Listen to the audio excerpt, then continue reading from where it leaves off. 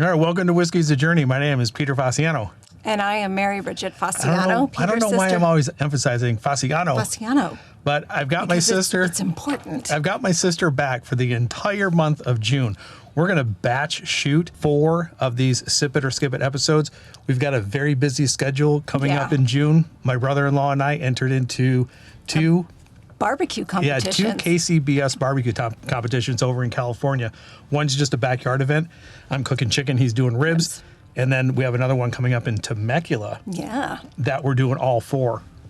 Brisket, pulled pork, chicken, and ribs. So we're going to do a bunch of batch shooting here. And if you don't know, I'm doing a May giveaway and also a June giveaway. So if this is your first video in June, the description is going to contain the rules to the giveaway. If you want to contribute to the channel, support the channel, you can donate. Well, I'm not going to say it. It's in the description below. This is our Sip It or Skip It episode. My sister is going to spin the wheel.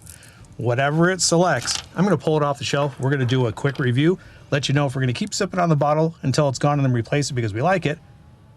Or if we are going to skip it and then decide to buy something else in its place. Right, sip it or skip it. So go ahead and spin the wheel and see what we're doing. Now, before you do, if it comes up with a peated whiskey, are you going to try it? I am. Okay, cool. Spin the wheel. Well, I mean, I already did. I know. What is it called? It was the heavily peated. So, I mean, how much worse could it get? Although, it can only get better from here. Although it wasn't that bad. Although Christine in Canada suggested that I try the Lagavulin 16. And so... Maybe coincidence. Maybe it's going to pop up. Maybe it'll pop up. Wouldn't that be fun? All right, here we go. Karma's also the name of one of her dogs. Yeah, I named my dog Karma. I like Karma.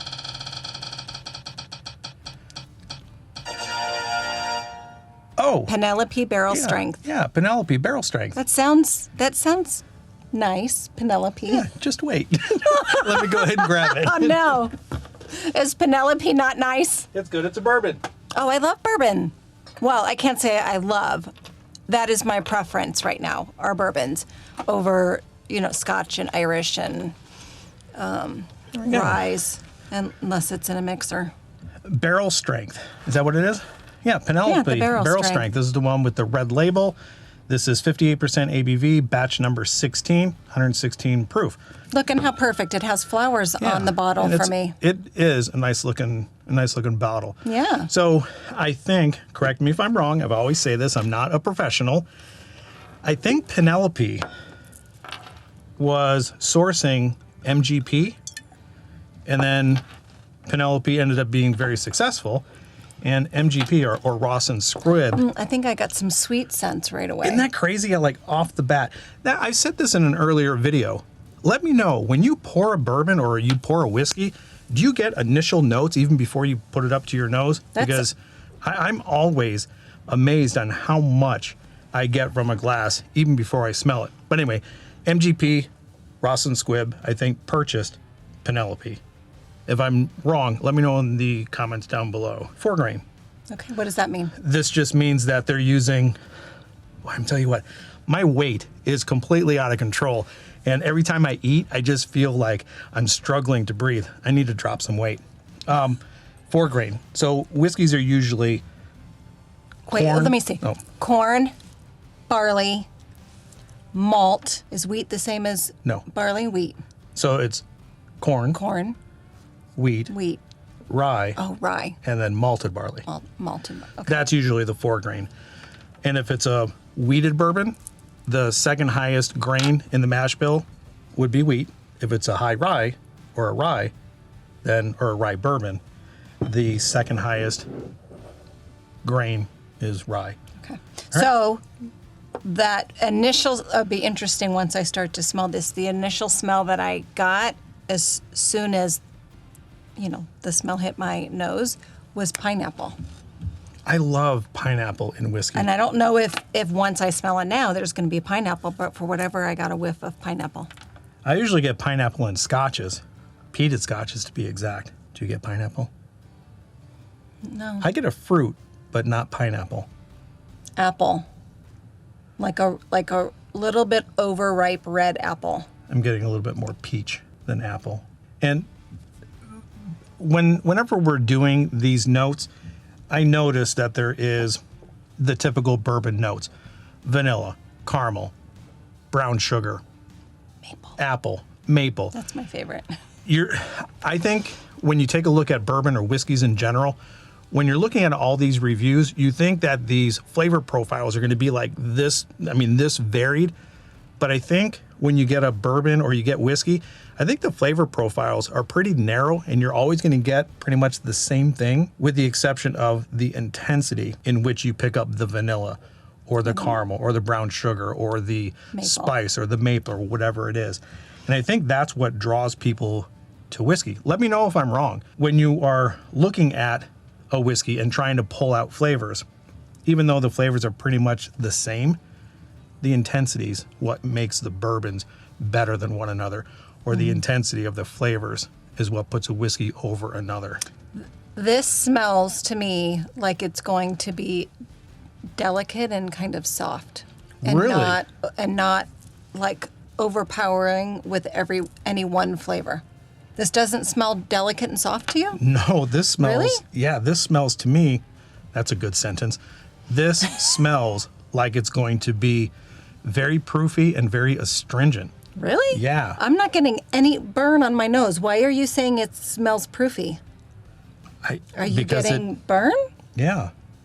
Because interesting. It smells like I do get like some sort of sweet fruity note. Mm-hmm. With me, it would be peaches, but it's peaches soaked in ethanol.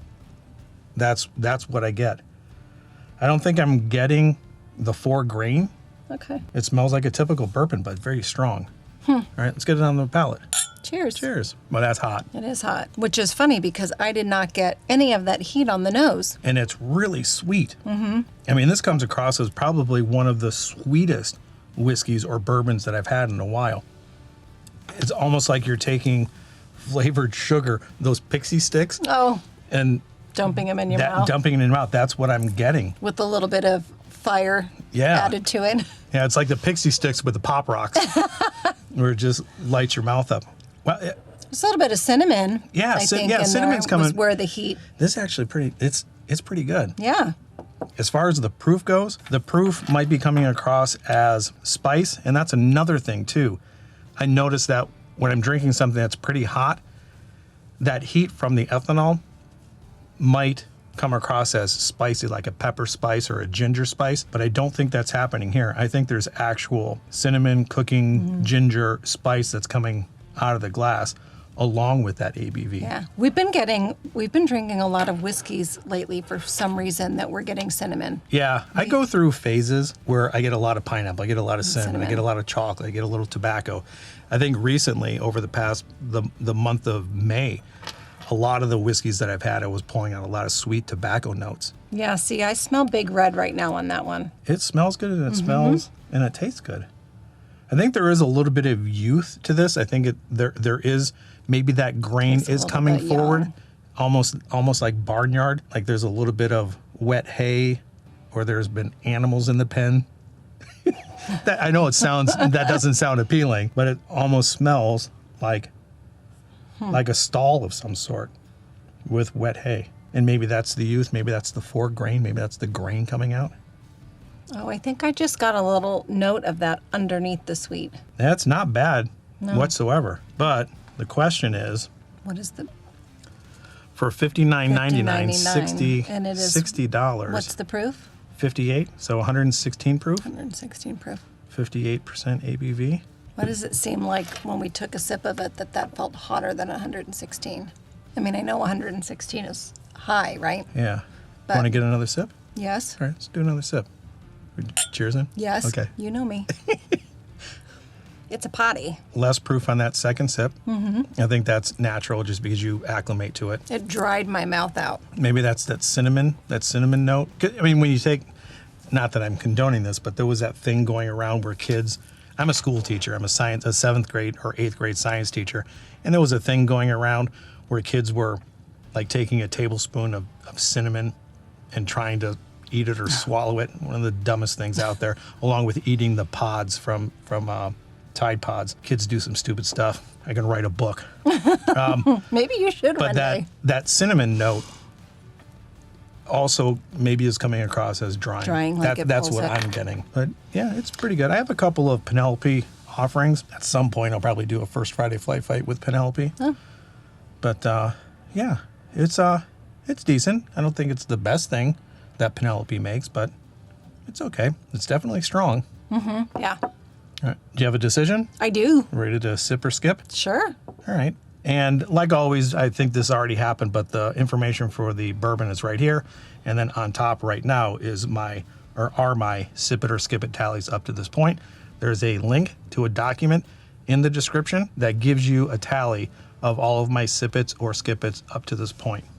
So, what do you think? Trying to remember what it was today. Were you even? Back even? I think we're even. I have to take a look at my notes, but I'm pretty sure we're even. We're 50-50. All right. So should I go first on this? Sure. I would say for me. Okay, well, let's preface it this way. If you were going to start a collection and you were sampling. You're changing the rules on it? No. Okay. I'm just kind of narrowing it down. If you were to start a collection. You're simplifying it for me. Do you think that I'd eat things? No, you don't. I'm not dumbing this. I'm not dumbing this down. It's like what you're just doing for me. No. One of the smartest people I know.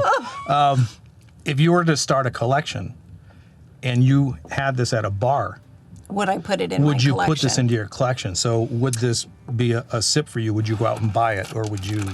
No, I would skip it with the caveat of being, because where I'm at right now in my journey, I'm not ready for this proof. Now, we have had some that have been this high that didn't seem as hot to me. Yeah. But this particular one, is too hot for me where I am right now. Although I like the underlying flavors of it, I would have to wait until I was further on in my journey to be able to drink something like this proofy and this hot on a regular basis. Not that I drink on a regular basis. I'm 100% with you. I think this is drinking hotter than 116. And me knowing what Penelope has in their repertoire or in their releases, this is not a bottle that I would buy again once it's gone. So I think we're pretty much in agreement. Okay. Good flavors, drinks a little bit hot, but it's not something that I would see myself going back to all the time, especially with the other offerings of Penelope. It has left a really nice flavor in my mouth right now. It does. It definitely lingers. has a long finish. Yeah. Like I'm getting very fruity flavors right now that are just sitting on my palate. Yeah. So that's nice. I would agree with you completely. Yeah. So that's where we're going to leave this episode. Again, in the description will be the rules for my May and June giveaway. If you feel like supporting the channel in increments of $5, you can go ahead and click on that little heart with a $sign underneath it, and then it kind of just takes you through the process. I just felt like this would be a better way of doing things as far as gaining revenue for the channel, so I can keep purchasing bottles of whiskey because up to this point, I've got so much money sunk into my collection. It's ridiculous. On a teacher salary. Yeah. soon to be retired teacher salary. Where was I going with this? Oh, I would like to concentrate on getting like allocated bottles instead of just buying just random bottles. So any donation of $5 or more will get you one entry into the giveaway. If you donate to any May video, that will go into the May giveaway, and you have your choice of 6 2-ounce samples of everything in May, or 6 2-ounce samples of anything in June if you contribute to a June video. The May giveaway is going to be over on the 26th of June.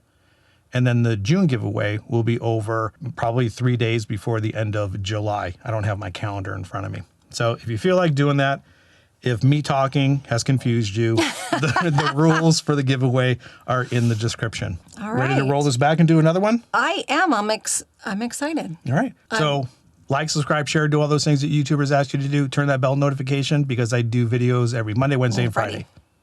Monday, Wednesday, Friday. Monday, Wednesday, Friday. All right. That's it.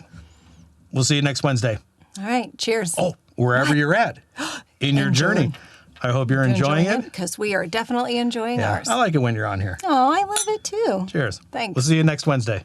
Yeah, that is hot. Oh, got a little bit of strawberry on that one. It was very fruity on that third sip. I wonder if just letting it air. Yeah, maybe we should do that. That was actually very good. It was good. Yeah, that third sip was the best one. Yeah. All right, we'll see you next Wednesday. Oh, bye. We were still on.